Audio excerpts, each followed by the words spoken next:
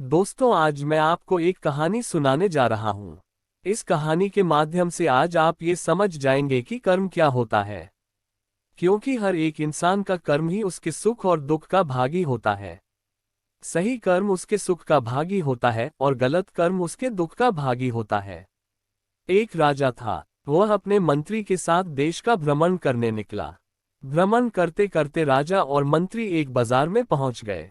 उस बाजार में राजा का ध्यान एक दुकानदार के ऊपर गया। उस दुकानदार को देखते ही राजा के मन में न जाने क्यों यह विचार आया कि मैं इस दुकानदार को कल फांसी की सजा दे दूं। ये बात राजा ने अपनी मंत्री को बताया। मंत्री कुछ बोले उससे पहले राजा उस दुकानदार के दुकान के सामने से आगे निकल चुके थे और दूसरी बातें करने लगे। मंत्री बहुत ही चिंतित हो गया। ये बात समझ नहीं पा रहा था कि दुकानदार की गलती क्या है। दुकानदार से बिना कुछ बात किए, बिना कुछ सोचे समझे महाराज ऐसा फैसला लेने के बारे में क्यों सोच रहे हैं। राजा और मंत्री भ्रमण करने के बाद राजदरबार वापस चले गए। मंत्री को रात भर नींद नहीं आई।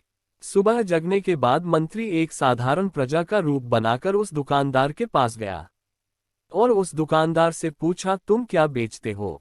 दुकानदार ने जवाब दिया, मैं चंदन की लकड़ी बेचता हूँ। फिर मंत्री आसपास के लोगों से दुकानदार के बारे में पूछना शुरू किया। सब ने जवाब दिया कि दुकानदार किसी से बोलता नहीं है, हमेशा दुखी रहता है। मंत्री को बात समझ में आ गई। मंत्री फिर वापस दुकानदार के पास गया और उस दुकानदार से पूछा, तुम दुखी क्यों रहते हो। दुकानदार ने बताया, मैं दुखी इसलिए रहता हूँ क्योंकि मेरे दुकान पर लोग आते हैं, चंदन की लकड़ियाँ सूंघते हैं और बोलते हैं बहुत ही सुंदर है, बहुत ही अच्छी महक है, लेकिन कोई खरीदा नहीं है, इसलिए मैं बहुत दुखी रहता हूँ। मंत्री दुकानदार की बात सुनकर खुद भी भावविभोर हो गया। कोई भी दुकानदार दुखी क्यों न हो अगर उसके दुकान का कोई भी सामान खरीदा ना जाए जबकि सामान में कोई कमी न हो। मंत्री सोचने लगा कि ये दुकानदार अपने दुखों के वजह से इतना दुखी रहता है, परंतु राजा इस दुकानदार को फांसी पर क्यों लटकाना चाहते हैं, अर्थात राजा के मन में आए हुए विचार का उत्तर अभी तक मंत्री को नहीं मिला था। मंत्री ने फिर दुकानदार से पूछा, भाई तब तुम क्या करोगे अगर तुम्हारे दुकान की सारी चंदन की लकड़ियां ऐसे ही रखी की रखी रह जाएंगी तो। दुकानदार ने गुस्से भाव में बोला, हाँ मैं जानता हूं मेरी चंदन की लकड़ियां ऐसे ही रखी रह जाएंगे, कोई नहीं खरीदेगा। इसीलिए मैं सोचता हूं कि हमारे देश का राजा जल्दी से मर जाए।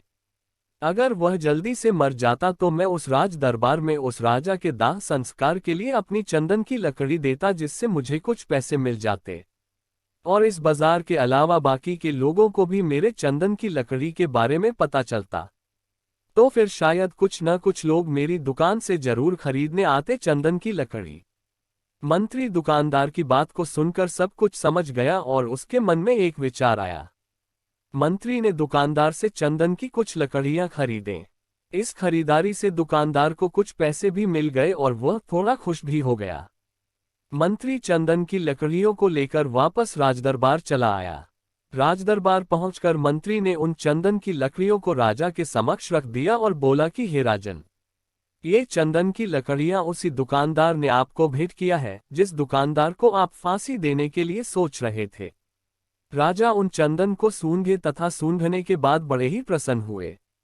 उन्होंने कहा, ये चंदन की लकड़ियां बहुत ही ज्यादा खुशबूदार हैं। दुकानदार के इस अनोखे भेंट से राजा बहुत खुश हुए और मंत्री को कुछ स्वर्ण मुद्राएं दिए तथा बोले, जाओ उस दुकानदार को ये स्वर्ण मुद्राएं इनाम में देना और बोलना कि आज के बाद महल में जब कभी भी चंदन की लकड़ी की जरूरत पड़ेगी तब तुम्हारे दुकान से ही चंदन की लकड़ी ली जाएगी। मंत्री जी मुस्कुराने लगे तथा ये सोचने लगे कि अब तो राजा के मन में उस दुकानदार को फांसी देने का विचार आ ही नहीं सकता, क्योंकि अब तो हमेशा राजदरबार के लिए चंदन की लकड़ियों का इंतजाम की जिम्मेदारी उस दुकानदार को जो मिल गई है। मंत्री स्वर्ण मुद्राओं को लेकर वापस दुकानदार के तरफ चल दिया। इधर राजा इस विचार में पड़ गए कि वह दुकानदार तो बड़ा ही अच्छा इंसान है। जिस वक्त मैं उसके बारे में ये सोच रहा था कि मैं इसको कल फांसी दे दूंगा, तब शायद उसके मन में उस समय यह विचार चल रहा था कि राजन पहली बार मेरे दुकान के सामने आए हैं, क्यों न मैं उनको अपनी सुंदर और खुशबूदार लकड़ियों को भेंट करूं, और आज उसने मुझे भेंट भी किया। बेवजह ही मैं उसको फांसी देने के बारे में सोच रहा था। इधर मंत्री दुकानदार के पास पहुंच गया। मंत्री ने राजा के द्वारा दी गई स्वर्ण मुद्राओं को दुकानदार को देते हुए कहा कि जिन चंदन की लकड़ी को कल मैं खरीद कर लेकर गया था, उन चंदन की लकड़ियों को राजा ने बहुत पसंद किया और इनाम के तौर पर तुमको ये कुछ स्वर्ण मुद्राएं दिए हैं।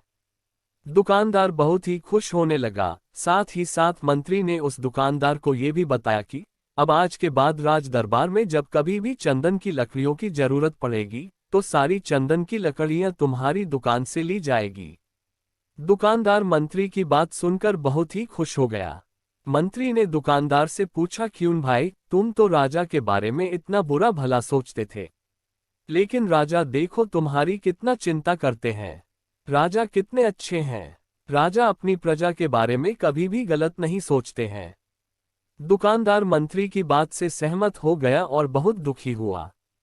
दुकानदार मंत्री से बोला, मैं कितना गलत सोचता था राजा के बारे में। राजा तो बड़े ही अच्छे हैं, बड़े ही भले राजा हैं। भगवान करे कि राजा की बहुत ही लंबी आयु हो।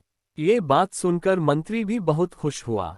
फिर मंत्री वहां से वापस राजदरबार को चला गया और यहीं पर महात्मा गौतम बुद्ध जी ने इस कहानी को समाप्त कर दिए। फिर अपने शिष्यों से उन्होंने पूछा कि अब बताओ कि कर्म क्या है।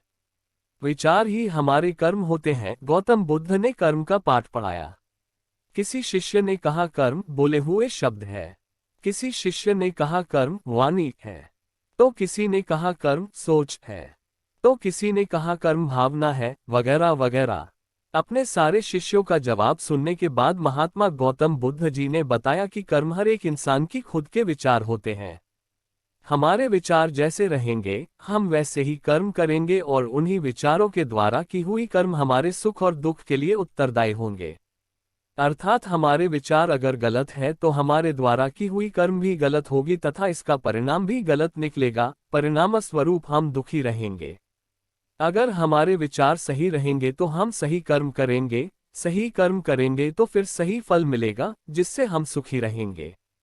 कर्म क्या है, कहानी से हमें आज क्या ज्ञान मिला? इस कहानी से हमने ये सीखा कि अगर हमारे विचार सही रहेंगे, निष्पाप रहेंगे तो उन्हीं निष्पाप और सही सोच की वजह से ली गई हर फैसला सही होगा। जब सही फैसला लेंगे तब वह हमारे द्वारा की हुई सही कर्म होगी। जब सही कर्म होगी तो सही परिणाम मिलेगा, जिसके वजह से हम सुखी रहेंगे, हम खुश रहेंगे। तथा इसी जगह पर अगर हमारे विचार गलत रहेंगे तो हमारे द्वारा ली गई फैसला भी गलत होगी और किया गया कर्म भी गलत होगा, जिसे दुष्कर्म कहा जाता है, और उन्हीं दुष्कर्म के वजह से परिणाम भी गलत मिलेगा। जब दुष्परिणाम मिलेगा तब हम दुखी रहेंगे, परेशान रहेंगे।